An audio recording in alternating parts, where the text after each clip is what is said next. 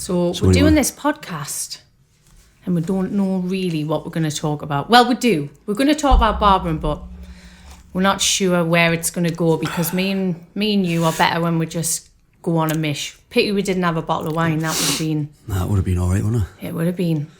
What made you get into barbering anyway? Was it when you saw me in the window and thought, I need to go and work there? You know what? Actually, right, I don't know, actually, to be fair. Like, I was a bricklayer and I was, I went to college and I did electrical engineering when I first left school. Well, I've seen you do mechanical work. Just shut up, right? I'm not talking about... You've asked us a question, right? I'm telling you. Come on, then. So I went to college and I did electrical engineering and I didn't like it. And then after that, Didn't you lay floors? Well, I'm getting to that now, aye? You take ages to tell a story. Do you want to do this podcast or not? Like, I'm telling you. Come on, then. So then I went, did a floor laying apprenticeship. And then I got sick of that. And then I went into bricklaying. I'll just cut the story short then, right? I went to bricklaying, didn't like that. And then, if I'm honest, I just thought I'd give it a go, like. I thought I'd give it a go. Actually, I'm going to cut this in here because I can remember I used to work for your mum in the pub and your mum said there's a girl opened a barber shop in the village. I'll take you down, you're going to get a job. Yeah, but I went to college. Hold on. No, hold on. All right, then. No, I said I want to give it a go. And my mum knew Andrea in the college. And she says, I know somebody who runs head of department for the hairdressing and barbering at South Tyneside. I'll have a word with her. So she took us up. And I got in and I fucking couldn't stand. I got about 6 weeks in. And what kept you there, the ladies? And I couldn't stand... The ladies. No, I just didn't like the hairdressing side of it. So there was a barbering 2 nights a week. There was barbering on, and it got to the point where I was skipping during the day when I was meant to go, and I was just turning up for the gents side of things. Who taught it on the night on the gents? It's Corinne. Oh, Corinne was lovely. Like, she's lovely. She was lovely, and so I started turning up, and then I remember the guy who ran it was Mr. Barwick, and he pulled us in his office and he says, Ryan, I need a word with you. You're not turning up for the daytime courses. You've got to do everything basically. You've got to do hairdressing and barbering. And that's what I did. You can't just do one or the other, right? So... Can I just say though, doing the hairdressing makes you a stronger barber? Well, it probably does. It probably does. But at the time, like, I mean, I'm just a lad, aren't I? Like, it was a bit like back then. There wasn't many people, like, all my mates were fucking, they were saying, oh, I'm this, I'm that, you know, I'm camp or whatever, you know what I mean? You camp? Well, I'm not camp, but like, well, you were trying to say I'm you camp? Do you know what I mean? Because I'm doing hairdressing and that, so it was like a kind of hard thing to do back then, like, to be fair. Yeah. I mean, it's not like what it is now. Do you know what I mean? So I got a little bit of stick off my pals for doing it. It's different now, isn't it? Everyone's asking us, how can I get into this and all that now, so tables have turned. But it was hard. So the hairdressing side of it, I was the only lad on the course out of the whole thing. I was the only lad on the... So that was a big deal as well. Like, you loved it. I did. It was mint. But it was still hard to do, you know. So anyway, I didn't do the... I was skipping the daytime and I was just rocking up for the gent side of things. And then Mr. Barber pulled us his office and he says, look, you need to do it all. You cannot just do one or the other. And it left us in a bit of a sticky situation. So I remember going home, spoke to my mum about it. I was like, look, I can't get away with doing like, I mean, how I was putting like fucking perm rods in. Men get perms now. Little granny's heads. Men get perms. Well, that's fair enough. Everybody that owning it. But I was like standing in, you know what I mean? It's just not for me, that, like. So I was like, I just want to do clippers and I just want to like be in the men's environment of it all. Do you know what I mean? Suited me better and I enjoyed it better. So... God, didn't he say he was going to be shy on camera? He said he shut his face. Well, you're asking us a question. I know. I'm telling you. So then... So basically, my mum said, look, I know somebody who's opened a barber shop down the colliery. It's Vikki, can you remember her? jog me mind. You I was thinking, knew who I was. Stop lying. Kind of know who she is. Like, I was getting, she's like, right, I'm going to take it down. I'm going to drive you down. You knew exactly who I was. And when you're going to go in, you're going to ask her see if she wants an apprentice. So I was like, at first I was like, nah, I'm not doing that. Anyway, me mum, she put us in the car, she took us down. And then that's when I came in and asked you, like, if you wanted an apprentice. I remember your little head popping around the door. Excuse me, can I have a word, please? Whatever you've got to say it to me now. I've got no secrets. Aye, I said, do you want an apprentice? Says, and come then back. You looked at me and thought, definitely, come on. Definitely take you in here. Well, I did know your mum, to be fair. You were just a kid. That was the crack. And then I was just like, a kid. I read you, like, to be fair, like. But I was only a bear then. I mean, there's a kind of gap between me and you, you know. You were 19, I know. Well, you can't tell there's a gap between us, really. People think you're older than me. Is that right, is it? Yeah. All right then. But then I thought, I'd never fully trained an apprentice, but I thought, I like him. Yeah. I like him. I'm gonna give him a little try. To be fair though, right? And I think this is in anything that you do. I think you learn more on the job than you do at college. And which you know that you've been through the mill at the college and that. You know what it's like, don't you? Mm-hmm. I do. And I learned, and I did, and you did. And that's gonna sound a bit. You did teach us everything I kind of know. And you still ask us questions now. Well, I do. Aye. Aye, but you're learning all the time. You're learning every day. Yeah, I do learn all the time. You're learning every day. You know what I mean? Learning different techniques. You're working with this one. You're working with that one. Thing is, can I just say though, I'm open-minded. Like this master barber thing and all of that. Like I'm open-minded. Everyone I see cutting at different shows, events, even students who've watched like a YouTube clip or something, I think, what are you doing? Mm-hmm. Well, I'm going to give that a go. Mm-hmm. I'm very open to that. I want to learn. I want to be better, you know. That's good. And I think you should be more like that because you're very good at what you do. But I think you could always learn more and do better. You know, I do, but like at the end of the day, I've got a busy little shop and I just crack on doing what I do and it's works for me. And I'm just, as long as my shop's busy, then I don't really care about the shows and the highlights and all this type of stuff. Like not about the shows and the highlights and stuff, but isn't it nice to keep up with industry trends? Well, it is. I like that. Yeah. It is. That's why I come to you. And you teach me. I don't need to do these shows, though. Well, I know, but you know what I mean? Still. So, do you think your apprenticeship worked with me? Without a doubt. What worked? I think things are different now, though, to then, though. So when we did that little system where...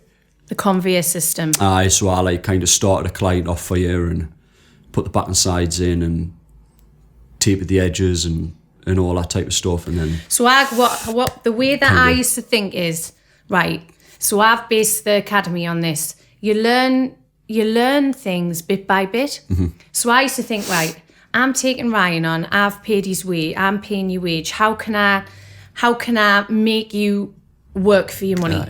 I knew all my clients, so I used to think, right, I'll show you how to put the back and sides in, the shape line, velvetize underneath, flicking edge up. So basically I work from the bottom of a haircut up and you finished and you moved on, and then the better you got, I would think, I'll take my time on this one, and then he'll be able to do a little bit more. Mm-hmm. Is it all right if he cuts a top? Mm-hmm. And then the clients would say, he's all right, man. They got used to you, didn't you? Yeah. People should work that system in the shop a lot more. People are frightened to take people on. You don't get that now. But... You don't get that now. It's the industry's changed so much. It's like people now, they're not... It's like they start from here and they'll want to be there within like the space of like... Yeah, and 6 months. The way that I do, like what people can have say, the foundations there. People say like we should do, we should be more apprenticeships. There should be this. There should be that. Which grown man who's got a family and a job who wants to become a barber can be an apprentice and go to college 1 day a week for 2 years? None. So what I do is I take that away from the colleges. So what I do is I give people foundations, mm-hmm. and I try and teach them that you need to go into a barbershop at this level, but I've give you the foundations. Now you need to build on it. That's what I'm saying though. You can't like, you can't leave there and be like, right, I'm going to go and just, you still need a wing to go under. That's what Of course I'm you saying. need a wing Do you to know go what I mean? under. Yeah, but, so what I'm saying is it's not like that now, though. People just want people to jump in. But and, I try and educate my students. Like I say to them, don't think for 1 minute you're going to leave here and open a shop. But Well, yeah, that's what people are getting into it for. That's what people are doing. So that's people what I'm are saying. getting into trying to open shops and things like that, which is fair do. Some have, and they've been successful. But it's not as easy as that. People need to work with the students, like people are willing to work with them. That's what I'm saying. How long did it take you to think you were a good barber? Still don't think I'm a good barber sometimes. Still think there's always room to learn. There's Yeah, always there room is. to learn. Like there's, Took me I 7 watch years. other people and I'm like, yeah, me, that's unbelievable. I would never ever say, like, I'm definitely not. Took like, me 7 years, but people weren't explaining things to me properly. So I think what I take away is I explain things. I think I've got a gift as a teacher. Yeah, I really do. without a And I doubt. think I can explain things to take the learning. Like I used to have to try things and it didn't work, and I would like screw up and make a mess. But my students don't do that because, well, they do. They will make mistakes. There's no doubt about it. But I teach them the right way rather than trying to learn, like, say, edging up. They're digging the trimmers in, and I teach them a technique so they can get it clean and they can do it like that. So I take away all of that sort of big learning curve and stress that comes with becoming a barber. And I think that what shop owners need to do is do that as well and work with us. The thing is, People as well, work against us, they slag us. the thing is, like, where you know yourself, I've been burnt like a few times now. So you know that, oh, I love to work in your shop, this and that, it's this, it's that. But I think a lot of people like I treat this place is just, because I'm in it every day and I spend so many hours in it, it's just like me little man cave. That's the way I look at this place. Like, so I surround myself with stuff I like. I'm into me bikes and stuff, and like I probably have pulled in a certain clientele and this and that, because Been that's a what natural I've progression attracted. though over But years. but what I'm getting at is that then people then look at it and think, oh, I think a lot of people just look at like the cooler side and things in barbering now. Do you know what I mean? Yeah. So like they don't understand. So I'll go flipping. I've been on my feet for 12 hours. I don't think people actually realise like how hard work it is. Do you know what I mean? And it's tiring. And then you'll get them in, and then you'll have them in a few weeks, and then you'll hear slight little, not complaints, but like moaning a little bit and this and that. And I'm like, what do you expect it is? What do you think it is? Like, can I just stand there in the next Sometimes I best, feel like I fuel that a little bit because trainers on and that and fucking tattoo on your face and that, and then thinking like you're some kind of barber of the year and that, like, because that's what it's like. Like, I'm just here now and doing what I've done since I've getting into it. And how long have you been barbering now? You were 19. Be about 17 years or something now. I know. It's been tough. quite Do you a remember long when time. we used to work in the shop though? I think barbering then was just, I mean, there's pros and cons of how it's gone now. I do think that there is stuff that I do look at and I think, that's really talented and it's really good and stuff like that. But there's a lot of it as well where I just think, is it necessary? Is it necessary? And it's not really. Like, lads what come in my shop just come in, they just want a haircut, you know what I mean? The brickies or whatever, or they're just the average day people at the end of the day. And it depends on what line you're going to go down, do you know what I mean? Like, I'm just a barber shop and my door's open, you come and get a haircut. And like, I did probably go down that route of like all the, the old school stuff, because that's kind of what I'm passionate in. You know what I mean? Like, I like it's what all you that. specialise in. It's what you're good at. I like all that. So if I do get something like that what comes in my door, I'm like, all right, great, I'll have a bit of fun with this one. Do you know what I mean? Mm-hmm. But then the rest of the time, majority of the time, it's just guys coming in for just a short batten size and just tidied up and just, you know They're what I mean? your best Like, customers.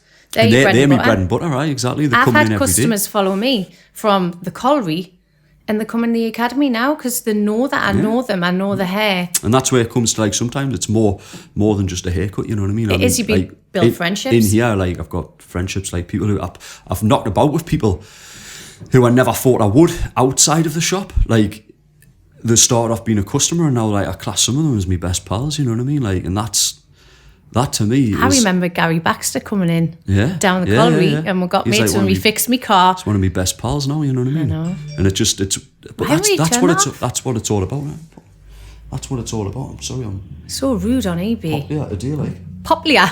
Popular. Anyway, Yeah. but that's what it's all about, isn't it? I think Do you know what I mean? what's missing now is it's quite throwaway. Like, I find barbering very throwaway now. Like, I teach customer care. Like, build friendships with your clients. Yeah, They'll it's stick gotta be. with you. It's gotta People be. are just like pushing people's heads around, taking pictures. Well, it's and more for the barber giving a now, isn't it, than what shit. it is for the client. That's the way I look at it. Yeah. You know what I mean? It's like, you know, you're just a piece of In meat the sitting academy, in a I've chair. seen people put people's heads like this for literally like 10 It is, minutes. man. I'm like, excuse me, put the I head like up and that. you move. Flipping their heads about, grabbing their faces and hiding them about like that. I'm like, oh man, it's a fella here, you know, he's got feelings, you know what I mean? Like, He's got feelings. it's gone wrong, man. It has It's gone wrong. absolutely mental. It has. But like, I think that's a lot of like Instagram fire and things like that. And I think I think that's another thing as well. And I've said a few of the past students as well, you know, don't get sucked into Instagram because there's a lot of like, I don't know, there's a lot of like, We all being nice. You're thinking of a nice word. There's a lot of.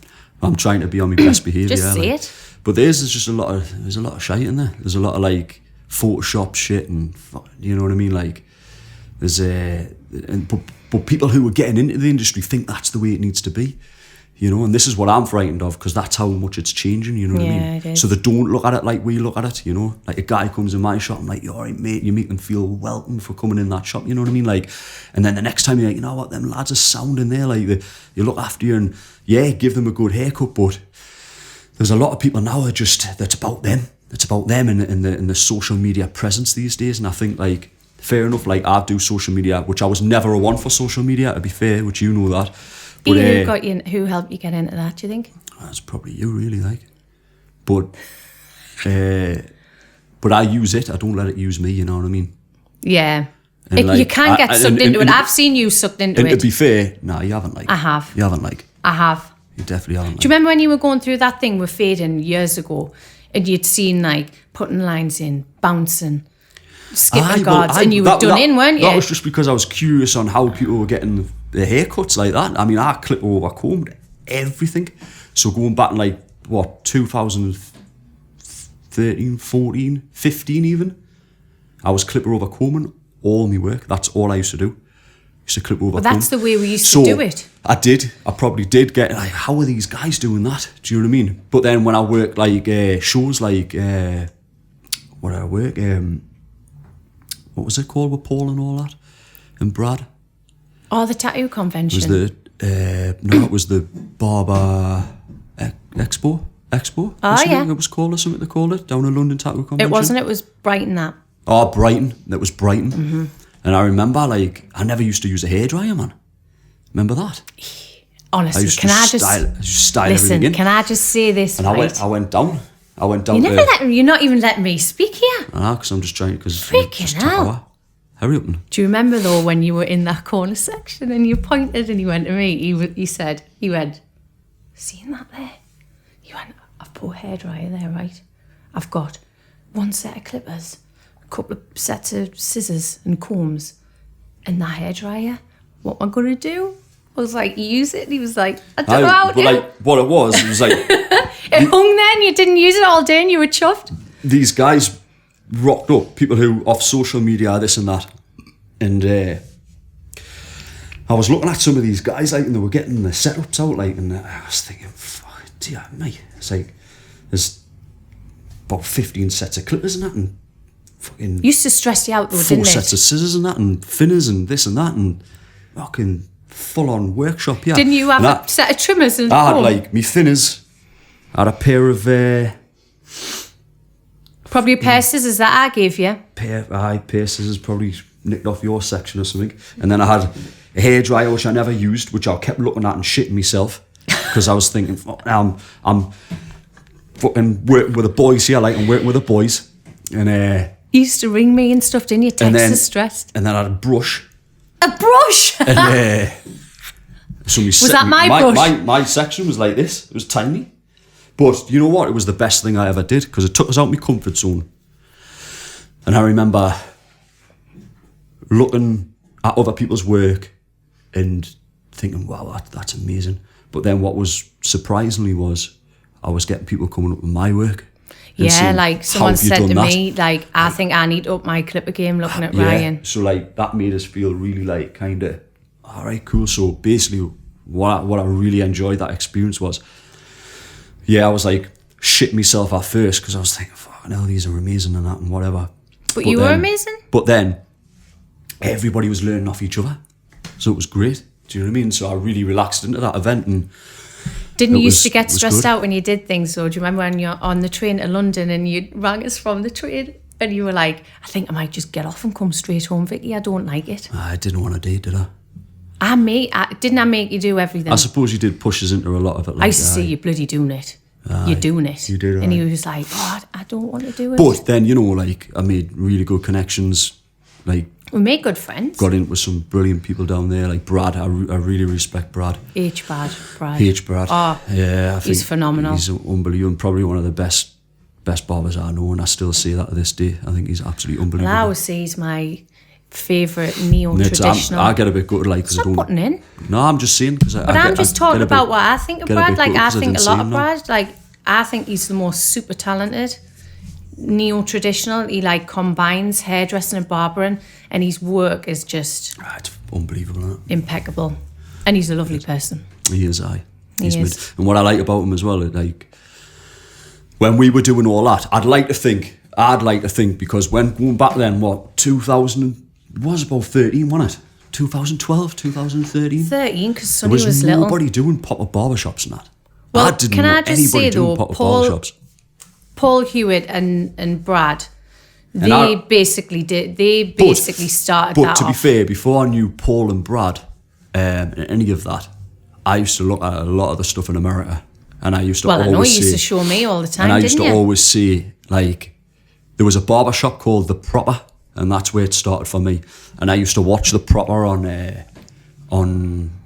YouTube, and there was two guys called Vinny and Trent. Remember you met Trent when we worked with Trent, didn't we? And that was a pretty good experience. So back then, about 12 or 13, right, I used to watch this shop called The Proper, like I've just said, and I used to be like, fucking these lads are like, these are mint, these are cool. Like, good laugh, everything was all traditional that they used to do in the shop, really good bond with the clients, and they used to do a couple of little videos, and I used to get sucked into them, and I used to be like, You wanted your shop like that, didn't you? Yeah, I was like, that's me inspiration. Them two were like proper killing it over there. Like, I was like, that's amazing. And anyway, so looking up to these guys was a big deal to us. And then I got into the Instagram, and then I remember about a couple of years down the line, I didn't even know how to work Instagram. Wasn't even a couple of years down the line, was it? It was literally a year or something. But I remember getting this message. And like, I didn't know how to work Instagram. And you were atting people in it. Yeah. And he was going, what do I do? There was this like guy, like, say, Paul Hewitt. It was EONO at the time because he had a brand called EONO. And he tagged Brad, which I know now obviously, tagged Brad into my shop, saying, this guy's, got a cool shop. Do you remember you were going, what the hell's going on here, Vikki? What does that mean there though? Why is he like, is he just speaking to him, or is he speaking to me, or whatever? My head was battered. And anyway, basically, they were commenting on the shop, so your head was battered all the time with that. Vikki, tell us how to date, so I messaged them back and that, and I was like, thanks very much, right, boys. And then the next minute I know I get a message off them saying, we're working a convention down at Brighton. Do you want to come down and work it? And I was like, what do you mean work it? So a little bit more convo and that, and they were like, we're cutting hair at the tattoo convention. I was like, that's insane, that. I was like, that's mint. So I remember me and my mate, Marcus Jovan, Marcus was like, Shall we drive down? I was like, should I what? drive you down? Through the night? I was like, mate, are you sure? And he was like, mate, we need to drive down there, like. He was like, so again, I was getting, not pushed into it, but kind of like, mate, you've got to do it, you know what I mean? So anyway, I thought, fuck it, let's go and do it. So me and Marcus got me stuff together, like 3 bits, put it in my bag, fucking hairdryer, I was looking at it thinking, I was like, good luck, see you later. And then I went down and we kicked over, me and Marcus, in a car park. We got up, went down, and then I went in, I met these lads, and they were like, look, do you want to do you want to jump on, like, you know? I jumped on his chair and I did a haircut and that, and I just got on with him like a house on fire. I remember that. Really I got good. a picture. I was so proud. I was really, like, really bloody good. hell. But then there was, like, I don't recall. I mean, if there was, I don't know No, about I it, think but they I were don't the think there was first. anybody doing that. So there was like, Frank. so there was like, there was myself, obviously Paul, Brad, and Goodman.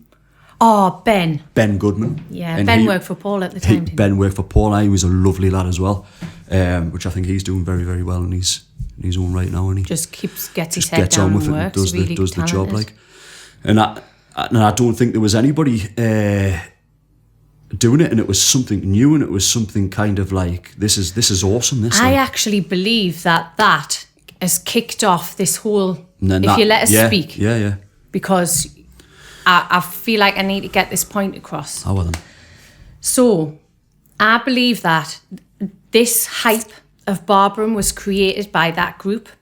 And I think now the hype took a hold and everybody's doing this and it's out of control. Oh, I mean, don't. everyone's an ambassador. Everyone wants to be this. Everyone's doing shows. Everyone's doing it's for their pop-ups. own personal profile now on Instagram, isn't it? Yeah, but it was at the Do you know what I time. It still was for personal profile, you know, but it's out of control. And because I know that Paul did he done an article, but the hype that's now that Paul doesn't like, actually, it was fueled by them because people looked up to Paul and Brad and you guys doing all of that so much. People want a piece of the pie. That's natural. Without a doubt. It's like me with the academy. Like, I got into the academy for love of barbering. I wanted to. And I generally, I'm not just saying that because you're my wife. You definitely have changed a lot of people's lives in that game. But I wanted to give them an education that they couldn't get anywhere else, and that's what I wanted to do it for.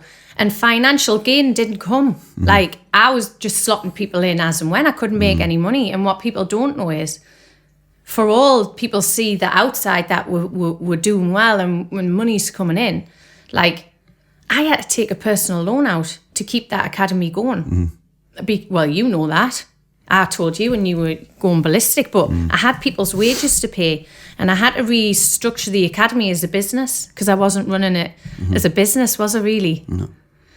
So, and now people are on that hype about education, churn them in, churn them out. People come to us and they've done like 4 weeks training and they can't cut hair. Like, it's like the hype of everything just gets out of control. Yeah, because that goes back to like what people are looking at. Do you know what I mean? So the better your Instagram looks like and this and that and whatever.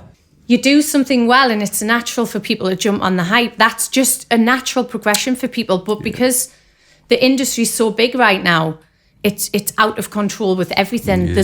There's no like monitoring of quality. Well, I like to think that I was in it at the right time and the best time, and I generally do believe that because there was nobody doing it, and we were like smashing it. We really were. Well, Paul, Brad was. They did a lot of work and did a lot of things, and I wouldn't have done a lot of them without them. No, you did and we some went really to Paris good stuff. and we did like stuff with OB, and oh man, I was like done some stuff like I really, really have. Which I don't boast about, you know what I mean? I don't need to. You're not like that though, are boast you? about it, nah, I not think at all. you don't So I have done a lot of boast stuff. enough. Do you know what I mean? Not boast. You don't give yourself enough credit really for what you've done. But I just like to that's what I'm saying. It's like, I know it's like we're keeping it real and all that, but I just like to like, if I get an opportunity to go, not so much now, but then You won't do anything If now? I got opportunities to go and do stuff, I would go and do it. But I only do it for like my own kind of like say, I don't know, like I think Uppercut should like really say, do you want to work born free or something like that, you know what I mean? Like that would Can I come with you? That would be pretty cool, like. What happens if I got born free? Imagine that. Do you know what I mean? Well, I think you would just have to hand that one over to me and just say you can't do it. You have to look after the dogs and that. Yeah. And I'll just go and do that one.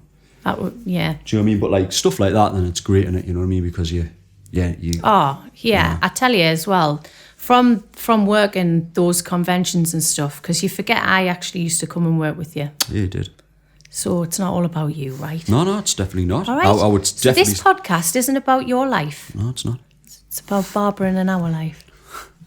Nah. Anyway, but I think working those conventions opened up everything for the academy Without as well. doubt. So basically, Here he goes again. how then? Because what happens is I lose track of thought me, and then I fucking have a brain fart, and I kind of think, no. Do you know what I mean? No, you're doing really well. I thought you were going to be nervous. No, but what I was saying is it opened up like a world of opportunities, like for me, for the academy. And the thing is with the Uppercut brand, like it didn't happen overnight. People think you can message a company and get backed by them. I don't understand the thoughts in people's heads. You know, like Uppercut and Deluxe and the academy, the SB brand, have worked together for years. Yeah. The ambassadorship for the educational side only came not that long ago. Yeah. But I wasn't doing it for that. I love the product. This is genuine. I love the brand. I love the product. I love the people who own the business. You know, like I get on really, really well with Kira and Steve. I love that outlook on life. I love what they're about. So that natural progression into what we've got now wasn't me going, I need to get in with Uppercut because I need to do this or get this from them. It's not about what I can get from them. Yeah. It's about working with people that I really like. Yeah. And I things, the whole thing, like, you know, like Mataki Scissors, like I work with Emma. I really, really like Emma as a person. And I'm not there to get from her because I'm not an ambassador. We're brand partners for the academy. Yeah. You know, like I show the students what scissors I use.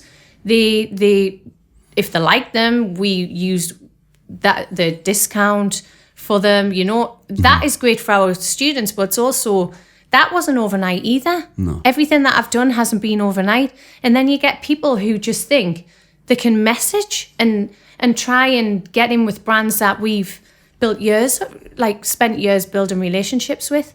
That's what it is. The industry's fickle. And someone said to us, when I was saying about people are underhand and things like that, it's not what I'm about. And someone said to us, isn't that the industry you're in? And I just literally felt like, that's what I felt like. And I was thinking, are you kidding me? Because I would never damage any sort of place I've worked or anything to get gain for myself. Yeah. You know, like I left a barber shop. I've left a few barber shops, but for natural progression into other things, when I got my shop, it was by accident, you know? Like it was a pure accident where Beefy bought the shop. That's my dad. Bought his shop and he couldn't change over the lease on it. So he couldn't change usage. So he still kept his shop and he said, it's the old barber shop, Freddie Teasdale. Remember Freddie, man?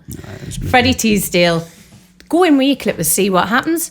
You know, like I didn't think I'm going to open a barber shop. I'm going to get backed by a brand. I'm going to do this. I thought, oh my God. Right, okay, I'll give it a go. And I didn't have Instagram or anything. And I tell you how I got people in the door. My sister, Laura, put a big sign on the window downstairs. It was wonky, right? And she put Howie in. And do you know how many people came in the shop through Howie in? I am not joking. It was so wonky. It was brilliant. And then they were like, you alright? And I was like, hiya, da-da-da. People were a bit like frightened at first. And then they were like, do you know what's brought us in? That sign on the window. Howie in. And, you know, like it was just natural progression. I didn't go into it expecting anything. And I think that's how we've been successful though. Definitely. I think what's made us successful is we've just went with it, and opportunities that have came our way are because we've worked damn hard and we've produced quality. It's not about let's look like this and get this. Like bloody hell, I really care about the industry. I probably care about the industry more than most people I know. I remember when all the academy started off though, like she would come in, like been to college, she'd worked at the college. When then she'd come in, she'd be like, yeah, I've had to sign this student off and it's nowhere near ready and I don't think I can do this anymore and whatever, you know.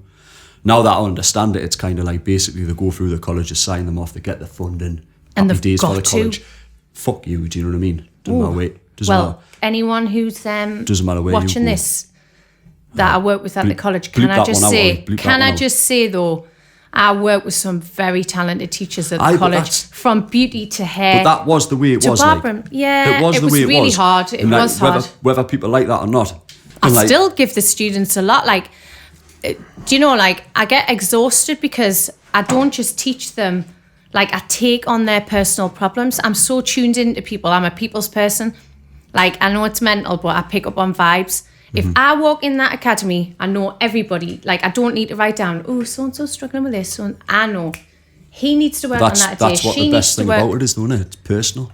Yeah. It's very, very personal, that place. And, like, even though I'm not in there all the time, when I go in, you feel that when you go into that academy. But I it's pick like up on everybody people. just gets on with everybody, and it's like it is a good vibe. Like, and I'm not just seeing that because it's yours. It's not mine. I'm never in there. I've got my shop. You run the academy at the end of the day. But the times where I have gone in there, it feels brilliant. And I do wish that when I was learning and I didn't have to do the whole hairdressing thing, that there was something like that for me. Do you know what I mean? Because I think everybody just feels at ease there, and obviously they're getting very good education. Basically, they get through an apprenticeship quick. Not only that, though, they're getting stuff like after, you know, like I've seen you still in touch with people like a year after, 2 years after, still asking for advice. 5 years I'm still in touch with people. But anyone's got a problem, they can message me, because I genuinely love the people who come to us, obviously. But I just think that sometimes the industry's letting students down, you know, like I've just getting back to what we started off, like people need to help people, you know, like you're going to come away. Yes, some people have gone away and they've been successful. Not many, but they have. But, you know, you do an 8-week course. 8-week to course. 16. A lot of people do 16. Well, 16, so they roll out level 2, level 3. Yeah. But you're going to come out with, like, in my eyes, the best foundations that you're going to get. Do you know what I mean? But we don't lie to them. No, that's what I'm saying. I wouldn't lie. I would say, like, you need to go in a shop. We tell them. From here. You know what I mean? You can't just expect to go what out I'm and saying just is we don't, come with us and 8-week course, and you're going to be that's the problem with academies now. They're promising the world. You know, 600 quid a week. You're going to come out here and earn 600 quid a week. Flipping hell, mate. Gotta be I'll realistic. come out here and earn 600 quid a week. It doesn't matter what you're going to do. Hairdressing, barbering, whatever it is, bricklaying, whatever it is. It's a trade. It's an art. You've got to perfect it. You know. You have. It takes a long time. People say, "Oh, when am I going to be able to do that?" I think that goes a long way though with people. That's what I'm saying, because we're so kind of honest and give that like honesty out there. We're not blowing fire up the arse. You know what I mean? Saying like, look, yeah, you're gonna be amazing after 8 weeks. You know, like everybody's different. Everyone's got different learning speeds and things like that. You know, like ways of learning. But everyone's it is an industry. People need to start like taking this on, like taking into consideration that they need to start working with newbies. You know what I mean? They need to work with them. The trouble is, though, can I just tell you? The trouble is, people are taking newbies, training them up, spending time, and these people are going and open their own shop. You know, like there's no loyalty to. Honestly, I speak through people who are known industry. Business is so bloody hard. Like, I've got like people who I work with all the time. So I'm very good friends with Luca Chitty, Colin Hardgrind, Colin Peavy, Luke Dolan, you know, to name like 3 people who I speak to quite often, who tell me the troubles that they're having with staff, expectations. I've had that. I've had this shop like 10 years, and I've never had, this last year has been the worst year I've ever had with staff. Well, that's another thing. I think like what's happened is that's got busier, and I've took more staff I've taken on, and the busier the shop's got, the more headache it's been, and I'm done with it, and I'm sick of, you know, I want to work in your shop, right? How are they, mate? I'll take you and give them me all, you know, give them like a year, 2 years of pushing them and turning out not that very and putting good them haircuts. on my clients that I've worked hard for. That's a big thing as well to do, you know, and then for them to turn around and say, right, well, I'm going to go and do this, or I'm going to do that. I think it's a bit shit, you know. So for me, from now on forward, I'm just keeping the circle small and just concentrating on what That's I did the thing, back you know, then, like back when I first started. People really. don't see what you go through. Like, you know, like people talk about like, oh, this is hard and that's hard, there's a binman. This is hard and that's hard and whatever. People don't see what you are like behind closed doors. Like, I've seen you like nearly heartbroken, haven't I? I mean, I've been heartbroken, but that's because we're not twats. It's because we're nice people, and I'm not I'm not like blowing my own trumpet, but I actually class myself as a nice person. Yeah. And when people turn, it's hard to take. And I think that's been hard for you, hasn't it? You know, like Oh, definitely. you put the barriers up, which you do, but you're protecting what you've built. You can understand that. Everybody does, you know. You turn because people have made you turn. You haven't turned out of nastiness. There's been no more of that now, like, so I'm just sticking where I've got Cal, who I had from my apprentice. Cal, man. You know, Oh, he's a belter. he's unreal, man. He is unreal. And like at the end of the day, he might He's be late. Late and that. He's a little shit. He winds us up. Carl, you're a little shit. He does wind us up, like, with a lateness and that. But at the end of the day, the kid's unbelievable barber, and like he's loyal to me, you know, and he Loyalty goes a long way. respects what I've done for him as well, you know what I mean, which counts a lot. And people like that I'll go a million miles for, you know what I mean, and I'll always look after him, you know. I just think there's too many people out there in it for themselves now, and there's not many people want to work for people. Like, you know, you give them a job and it's still not good enough. You give them a job, you know what I mean? And they want more and more and more. And I'm just done with all that, like, done with it. So circle's small in this shop from now on, and that's it. And that's just the way I'm keeping it. And I know that these people have got me back, like 100%. And all I want to do is cut hair and ride me bikes and have fun, and that's it. I think you've gone a full circle, haven't you? That's all I want to do. Do you know what I mean? You've gone a full circle. If I get the opportunity to work Born Free for Uppercut, then I'm all over that. But Ryan, you have gone a full circle, haven't you? I have. I've gone a complete full circle. You've come from... Definitely. So not many people know this about the shop, but it wasn't always like this. And I've got to take a little bit credit. Right, I've got to take a bit credit for this. Like, you know, like people don't see how I push you. And I know I'm taking credit. It's really bad. But what I'm trying to say is it's not all about me anyway. But what I'm saying is, so when you started and me and you got together, your shop was a lot different to what it is now. Oh, and you were saying, I want my shop like this and I want my shop like that. And in my head, I'm thinking, do it. Go on, didn't I? Yeah. And I was like, definitely. Use the money, get it how you want. Yeah. You know, and I encouraged you to follow your dreams, but you made me follow mine. You encouraged me to do the academy. So basically, we were a team, really, and it hasn't been tough, but it's been a roller coaster. But the circle you've come is, you started as a one-man band, you expanded, you took more staff on. Remember that little McGann we used to have, man? You know, remember that video? Fucking doors taped up and that. And we used to You try. had no money, did we? Remember, because you left the college. She left the college and she was like, I pushed you into the academy though. That's what I'm saying. Like, we encourage each other. God, she bloody left hell. you coming back and saying, I can't do this anymore. And I was like, well, why don't we start off small upstairs in the shop? Because the shop wasn't that busy at the time. I was like, start upstairs in the shop. Might get about 4-5 students you could get in.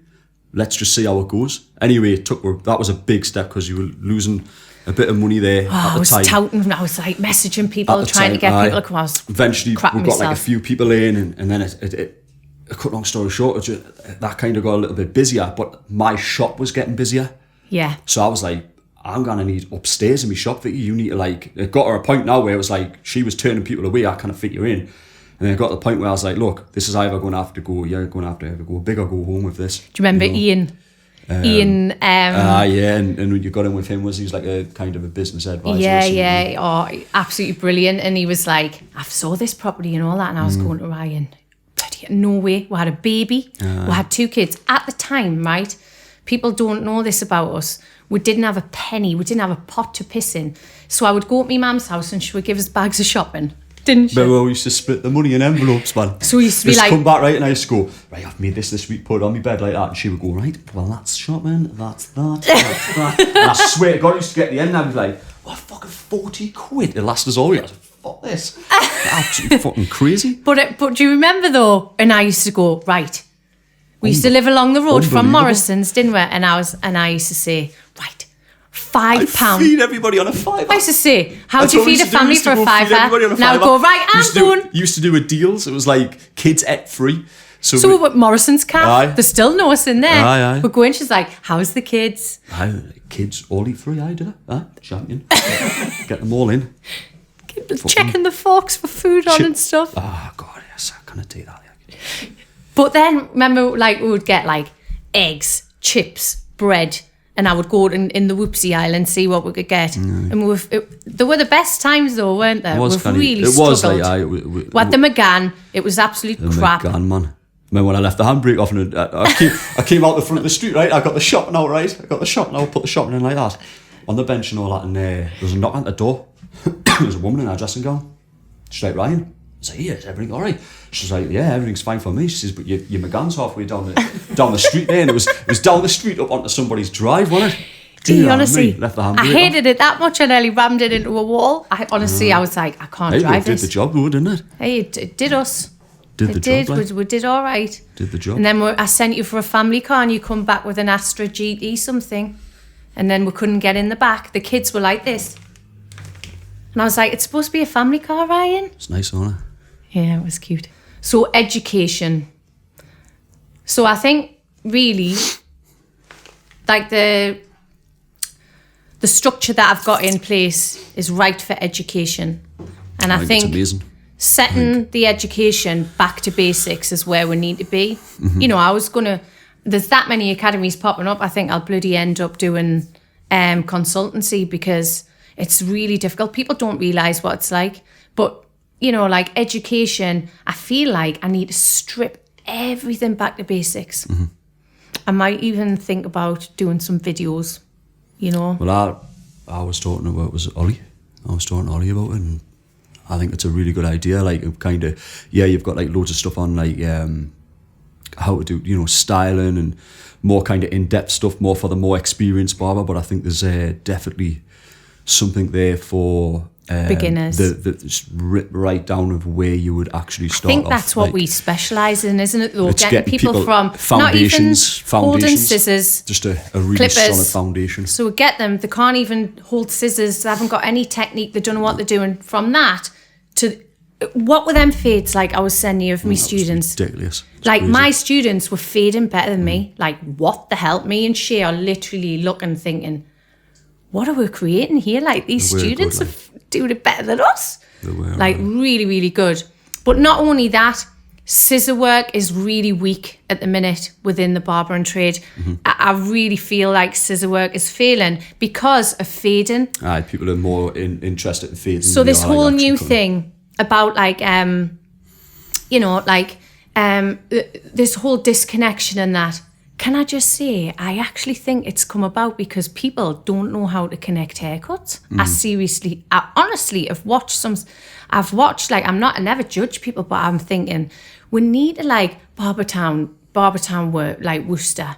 Like, honest to God, John Bourne, like he is, I would say John Bourne Classics, he's absolutely brilliant. Yeah. He's bloody phenomenal. And for me, I like classics, but I also like creativity. Mm-hmm. Like Alan Beak, nicest man you'll ever meet. Mm-hmm. Unreal, super, super talented. Doesn't even know how talented he is. Yeah. You know, like, so you've got two different ends of the spectrum. You've got the traditional side and the creative side, and I like to combine them. And them two people I really think are phenomenal. Yeah. You know? Mm-hmm. But I think for us, rather than going down that route, we need to bring people back to the basics. Mm-hmm. Mm-hmm. So I think me and you should. You just kind of do that anyway, though, in a way. Yeah, but I would like to show people how to do that. Right from the. Oh yeah, we're very basic, but I would like to show people how to do that. You know, who inspires you within the industry? Do you think? Who inspires us? Who inspires you? Like.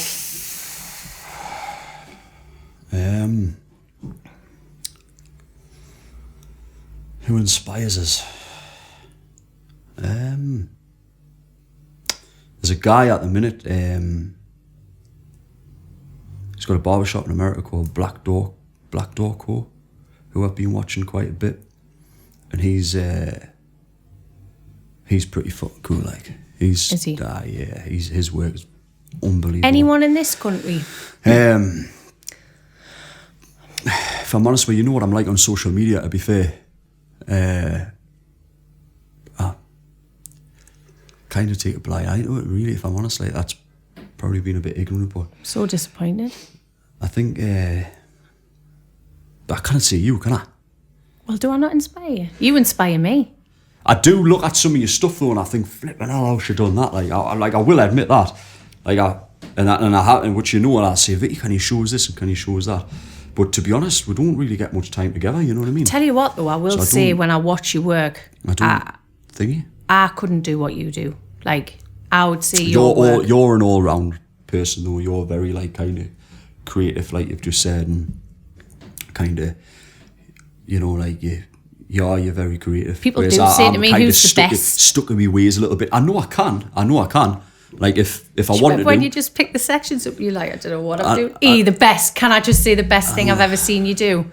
It's the best thing I've ever seen you do, which made me think this man is skillful.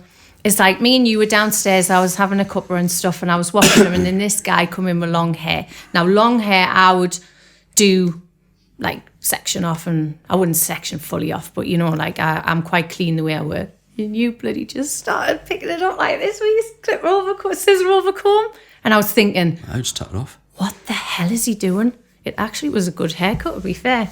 Classic Italian barbering. It was good. No messing about with sections there, like just straight off, scissor it all in, nice and tight. It was good. Right. So you are very skillful. But like I am probably stuck in my ways a little bit as well, though. Do you know what I mean? I'd love to see you come out with that box a little bit. But I know I probably could if I wanted to. I just kind of stick to what I know, and that's about it. You're very like that, though. You don't like change. I love change. I change all the time. Like I love it.